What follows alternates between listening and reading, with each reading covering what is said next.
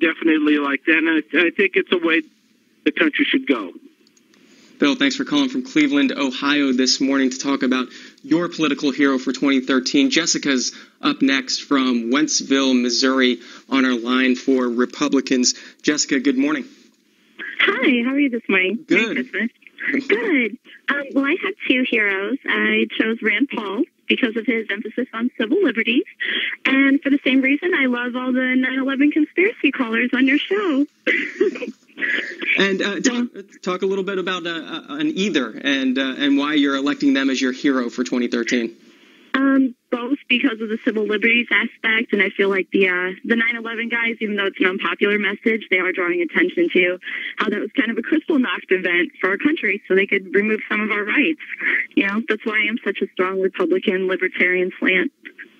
All right, Jessica, thanks for calling in this Christmas morning. We're going to be taking your comments in.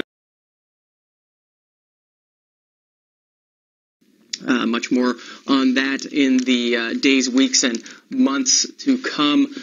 But as we said, we're talking about your political hero of 2013. Todd is from Davenport, Iowa, on our line for Independence. Todd, good morning. Good morning, yes. And I'm surprised you guys were live today. Thank you for being on. I wake up every morning to C-SPAN. I'm an independent newspaper publisher out of Davenport, Iowa. And appreciate you tuning in. Pardon me? Appreciate you tuning in. Go ahead.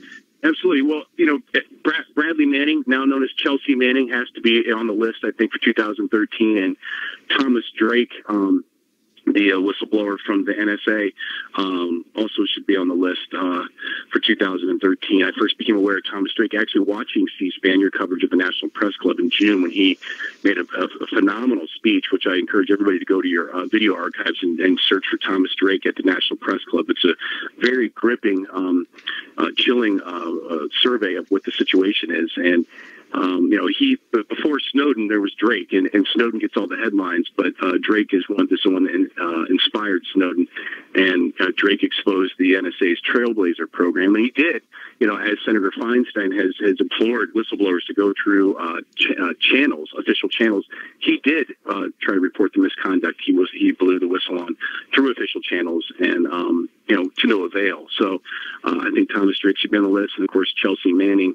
And I'm hopeful that in our lifetime that Manning will see the light of day and freedom.